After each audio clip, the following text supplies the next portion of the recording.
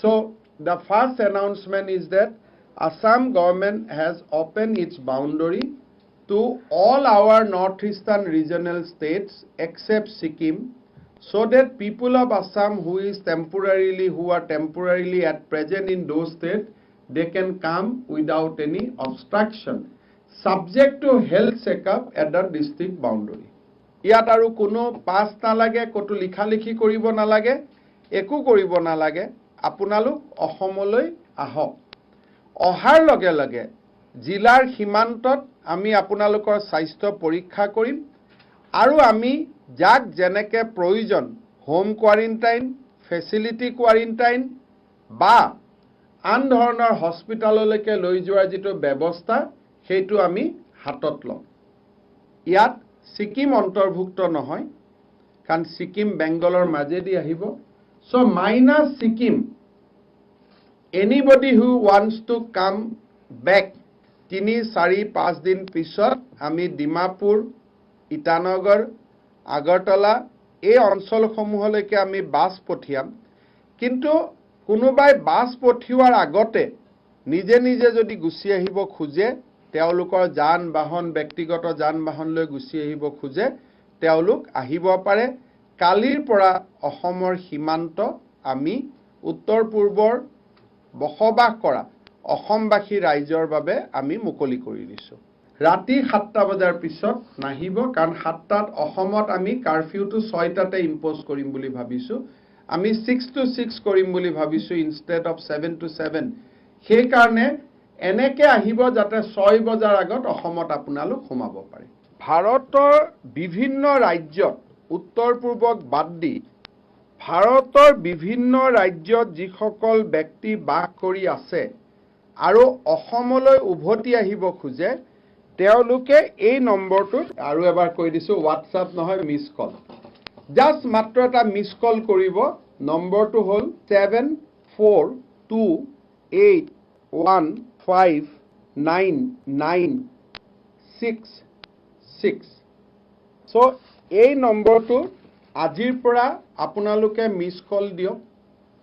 এই miss call দিয়াৰ লগে লগে 48 ঘণ্টাৰ ভিতৰত, খুব ভালকৈ শুনিব, আৰু এজন মানুহে 200 বাৰ 100 বাৰ মিছ কল দিব নালাগে, মাত্ৰ এবাৰ মিছ কল দিয়ক আৰু 48 ঘণ্টা সময় ধৈৰ্যৰে আপোনালোকে অপেক্ষা কৰক। আপোনালোকলৈকে এটা লিংক যাব। এই লিংকটোত আপোনালোক কোন ৰাজ্যৰ পৰা আহিব, কলৈকে যাব, কলৈকে আপোনালোক ৰেলত আহিব খুজিব, বাছত আহিব খুজিব, নিজৰ গাড়ী লৈ আহিব খুজিব, এইখিনিৰ কাৰণে আপোনালোকে কোনো ধৰণৰ তথ্য যি আমি বিচাৰিম, সেই তথ্যখিনি লিপিবদ্ধ কৰি আপোনালোকে আমালৈকে লিংকটো পঠিয়াই দিয়ক। 2000 টকাৰ আৰ্থিক সাহায্যৰ বাবে আগতেই 9615471547ত মিছ কল দি থৈছে। তেওঁলোকে ইচ্ছা কৰিলে দ্বিতীয়বাৰ মিছ কল নিদিলেও হ'ব। 9615471547 যিটো আমি হেল্থ ডিপাৰ্টমেণ্টৰ পৰা আগতে আমি কৰিছিলোঁ, তেওঁলোকৰ ওচৰলৈকে লিংকটো অট'মেটিক 48 ঘণ্টাত গুচি যাব। ছেকেণ্ড, যদি অলৰেডি 2000 টকা আৰ্থিক সাহায্যৰ কাৰণে 9615471547ত যদি ফোন কৰিছিলে, মিছ কল দিছিলে, তেওঁলোকে দ্বিতীয়বাৰ নকৰিলেও হ'ব। কৰিলে আপত্তি নাই, কিন্তু নকৰিলেও হ'ব। এওঁলোকক আনোতে আমাৰ সময়ো লাগিব, কাৰণ যদি 6 লাখ মানুহে আহোঁ বুলি কয়, 600 ট্ৰেইনছ লাগিব।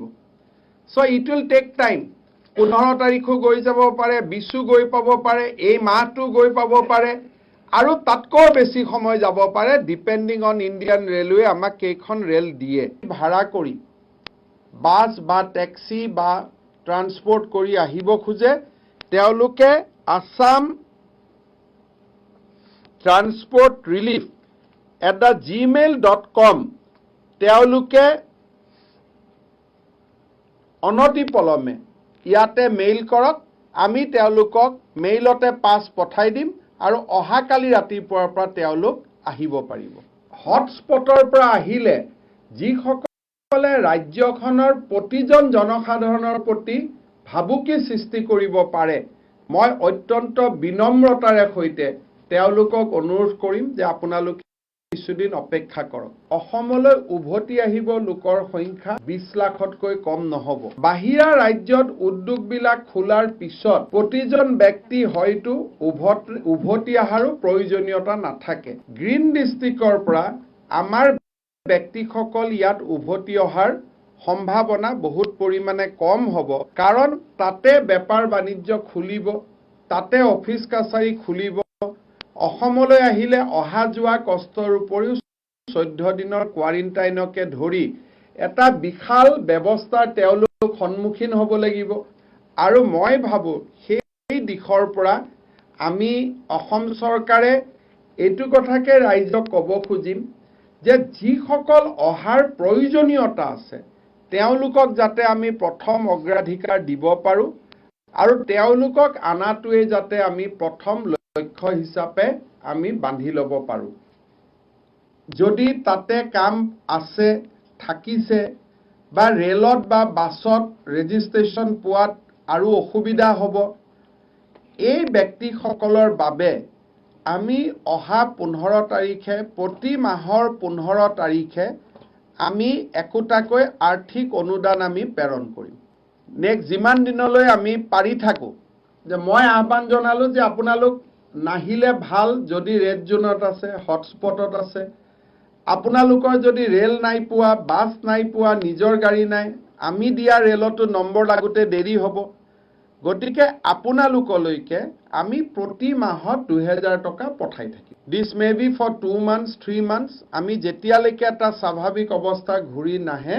আমি আপোনালোকৰ একাউণ্টত 2000 টকা আমি দি থাকিম যোৱা 2,55,000 মানুহক আমি দিলো ভেৰিফিকেশনৰ পিছত হয়তো আৰু 1 লাখ মানুহক আমি দিব পাৰিম 3.5 লাখ 4 লাখ মানুহে পাব এইখিনি লোকক যেতিয়ালৈকে তেওঁলোক অসমত ঘূৰি নাহে আমি তেওঁলোকৰ একাউণ্টত এটা পুঁজি আমি 2000 টকা মান্থলি আমি দি থাকিম নিজৰ জায়গাত ৰেষ্টুৰেণ্ট খুলিব এতিয়া নিজৰ জায়গাত ইন্ডাষ্ট্ৰি খুলিব যদি আপোনালোক গ্ৰীণ জোনত আছে অতিৰিক্তকৈ অসম চৰকাৰৰ পৰাও এই পুঁজিটো পালে আৰু আপোনালোক নাহিলে আমাৰ প্ৰেছাৰ কমিব কাৰণ আমাৰ হস্পিটাল বেড কোৱাৰেণ্টাইন আমাৰ যেটো এটা ইনফ্ৰাষ্ট্ৰাকচাৰ আৰু প্লাস ৰেল আমি ইমান নাপাওঁ 6 লাখ মানুহক আনিবৰ কাৰণে গতিকে যিসকল নাহিলেও হয় তেওঁলোক একেবাৰে পূজাৰ সময়ত অসমত আহক আৰু যিসকলৰ নহয় আমি